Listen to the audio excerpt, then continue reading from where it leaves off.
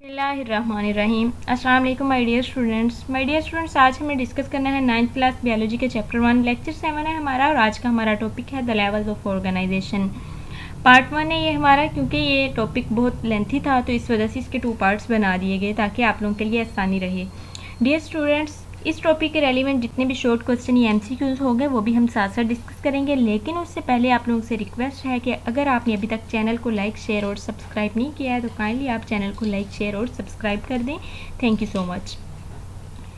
Level of organisation का मतलब क्या है? डियर स्टूडेंट्स, हमने लेवल ऑफ ऑर्गेनाइजेशन को स्टडी करना है ताकि हम ये जान सकें कि किस तरह से लाइफ जो है, लिविंग ऑर्गेनिज्म की जो बॉडीज़ हैं वो किस तरह से सिंपल पार्टिकल्स मिलते गए और कम्प्लेक्स लिविंग ऑर्गेनिज्म मार्ज़ वजूद में आए। तो लिविंग ऑर्गेनिज्म की बॉडीज़ को, लिविंग ऑर्गेनिज्म की लाइफ को मुकम्मल तौर पर स्टडी करने के लिए हमने ये लेवल ऑफ ऑर्गेनाइजेशन को स्टडी करना है, क्योंकि हम बायोलॉजी पढ़ रही हैं ताकि इस वजह से हमें ये समझ आ सके कि किस तरह से एक लिविंग ऑर्गेनिज्म बनता है। लिविंग ऑर्गेनिज्म की जो लाइफ थी, साइंटिस्ट के अकॉर्डिंग जो लाइफ थी वो जब स्टार्ट हुई तो ये बहुत सिंपल थी। एक यूनिसेलुलर ऑर्गेनिज्म था जिसका नेम था आर्चीबैक्टीरिया। सबसे पहले यही यूनिसेलुलर ऑर्गेनिज्म बना साइंटिस्ट के अकॉर्डिंग और लाइफ स्टार्ट हुई। लेवल ऑफ ऑर्गेनाइजेशन की बात करें तो स्टूडेंट्स यहाँ पे मेंशन किए गए हैं। जो सबसे सिंपल लेवल था वो था सब एटॉमिक पार्टिकल्स। जब सब एटॉमिक पार्टिकल्स मिले, इलेक्ट्रॉन, प्रोटॉन, न्यूट्रॉन, तो इन्होंने मिलकर एक एटम बनाया। एटम ये हो गया एटॉमिक लेवल। जब एटम्स आपस में मिले तो मॉलिक्यूल्स बन गया, जो मॉलिक्यूलर लेवल कहलाया। जब मॉलिक्यूल्स डिफरेंट तरह के आपस में मिले तो ये ऑर्गेनेलीज बन गई। जब ऑर्गेनेलीज आपस में मिली तो ये सेल बन गया और इसे हमने सेल लेवल का नाम दे दिया। जब सेल मिले तो ये मिलके टिश्यूज़ बना दिया इन्होंने। जब डिफरेंट तरह के टिश्यूज़ मिले तो टिश्यूज़ ने मिलके ऑर्गन बना दिया। जब ऑर्गन्स मिले आपस में तो इन्होंने ऑर्गन सिस्टम बना दिया। और इसी तरह से जब ऑर्गन और ऑर्गन सिस्टम आपस में मिले तो इन्होंने मिलके इंडिविजुअल एक पूरा ऑर्गेनिज्म बना दिया। जब डिफरेंट तरह के इंडिविजुअल्स आपस में मिले तो ये पॉपुलेशन बन गई, जो कि पॉपुलेशन लेवल कहलाया। जब पॉपुलेशंस डिफरेंट तरह की मिली तो ये कम्युनिटी लेवल बन गया। और जब डिफरेंट कम्युनिटीज़ ज़मीन के ऊपर रहने लग गई और इकोसिस्टम्स बन गए तो ये एक पूरा हमारे पास बायोस्फीयर लेवल कहलाया। वन बाय वन हम इन्हें स्टडी करते हैं। सब एटॉमिक एंड एटॉमिक लेवल क्या है? सब एटॉमिक पार्टिकल्स की बात करते हैं। डियर स्टूडेंट, सब एटॉमिक पार्टिकल्स मतलब, सब का मतलब यहाँ पे है कि जो एटम के अंदर पार्टिकल्स पाए जाते हैं वो कौन कौन से हैं? वो है इलेक्ट्रॉन, प्रोटॉन एंड न्यूट्रॉन। ये MCQs आ सकता है, आपने MCQs के लिहाज से याद रखना है। ये मोस्ट स्टेबल पार्टिकल्स हैं सब एटॉमिक पार्टिकल्स, एटम के अंदर पाए जाने वाले पार्टिकल्स। एटम क्या होता है? एटम बेसिकली स्मॉलेस्ट पार्टिकल होता है एलिमेंट का।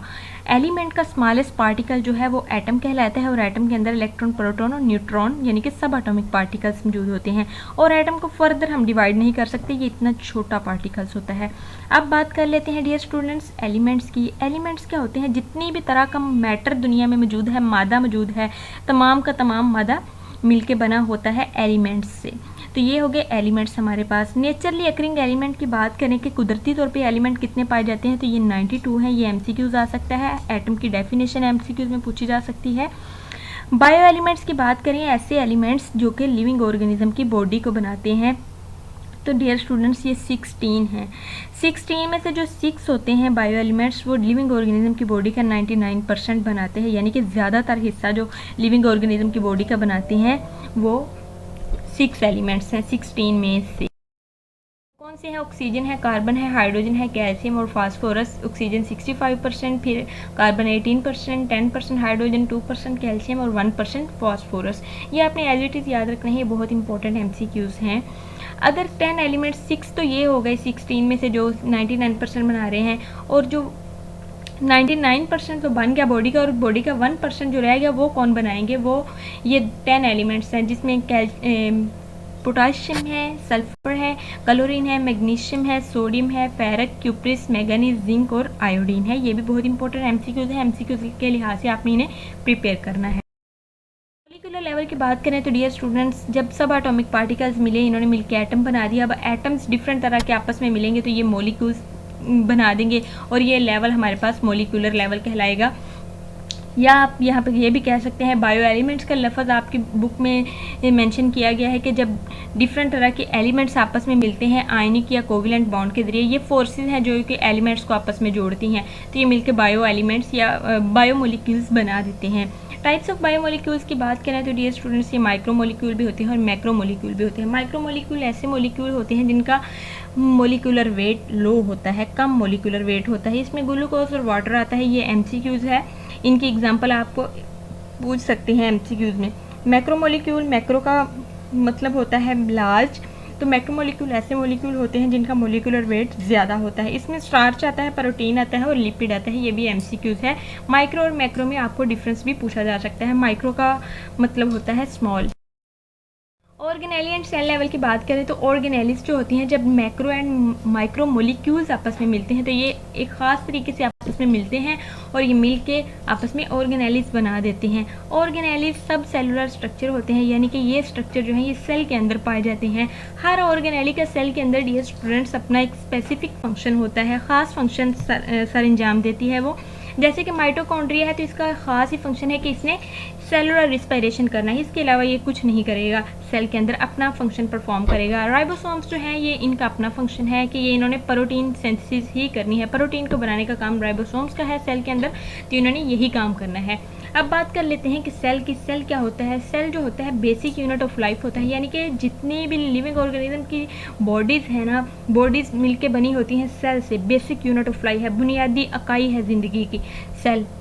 तो डिफरेंट ऑर्गेनेलिस जो है ये कंबाइन होती हैं और ये मिलके आपस में एक सेल बना देती हैं। ऑर्गेनेली 2 मार्क्स का शॉर्ट क्वेश्चन आ सकता है, इसमें से एमसीक्यूज बन सकते हैं और सेल जो है इसका भी ये एमसीक्यूज बन सकता है और ये बहुत इंपॉर्टेंट बल्कि बनता भी है। टाइप्स ऑफ सेल की बात करें तो dear students, type of cell में हमारे पास सेल की भी फर्दर टाइप्स होती हैं। नेक्स्ट, न्यूक्लियस के लिहाज से सेल की जो टाइप्स हैं उसमें हमारे पास प्रोकैरियोटिक सेल आते हैं और यूकैरियोटिक सेल्स आते हैं। प्रोकैरियोटिक सेल ऐसे सेल होते हैं डियर स्टूडेंट्स जिनके पास वेल डिफाइंड न्यूक्लियस नहीं होता, न्यूक्लियस इनके पास वाज़ेह नहीं होता। जैसे कि बैक्टीरिया जो है इसके पास न्यूक्लियस वाज़ेह नहीं होता।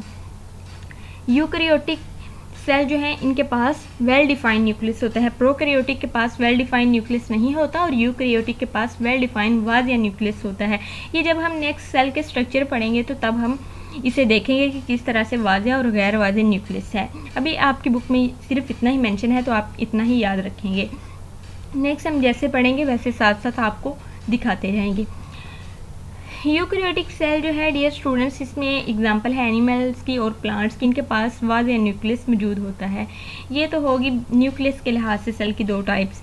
अब है नंबर ऑफ सेल्स के लिहाज के, सेल के किस ऑर्गेनिज्म के पास कितने सेल मौजूद हैं, तो इस लिहाज से भी 2 तरह के ऑर्गेनिज्म हैं। इसमें यूनिसेलुलर ऑर्गेनिज्म है और मल्टी सेलुलर ऑर्गेनिज्म है। यूनि का मतलब होता है 1, सिंगल। तो डियर स्टूडेंट्स, ऐसे ऑर्गेनिज्म जिनकी बॉडी सिर्फ और सिर्फ एक सेल से बनी होती हैं वो ऑर्गेनिज्म हमारे पास यूनिसेलुलर ऑर्गेनिज्म कहलाती हैं। और इसकी एग्जांपल प्रोटिस्ट है हमारे पास। ये आपको बहुत इंपॉर्टेंट एमसीक्यूज पूछा जा सकता है। प्रोटिस्ट लिख के वो पूछ ले कि ये कौन सा जानदार है तो आपने यूनिसेलुलर पे टिक करना होगा। मल्टी सेलुलर ऑर्गेनिज्म ऐसे ऑर्गेनिज्म होते हैं डियर स्टूडेंट्स जो कि यूनिसेलुलर नहीं होते। मल्टी सेलुलर ऑर्गेनिज्म ऐसे ऑर्गेनिज्म होते हैं जो कि मोर देन 1 सेल से बने होते हैं, या आप कह सकते हैं कि ट्रिलियन ऑफ सेल से मिलकर बने होते हैं, जैसे कि फंजाई, प्लांट और एनिमल इसकी एग्जाम्पल हैं। ये भी एमसीक्यूज है। तो ये था स्टूडेंट्स आज का हमारा लेक्चर। होप्स आपको समझ आया होगा। काइंडली आप चैनल को लाइक, शेयर एंड सब्सक्राइब करें और अगर आपको कहीं कोई कन्फ्यूजन है तो आप कमेंट बॉक्स में मैसेज करके पूछ सकते हैं। Thank you so much. अल्लाह हाफिज़। Stay connected for more videos.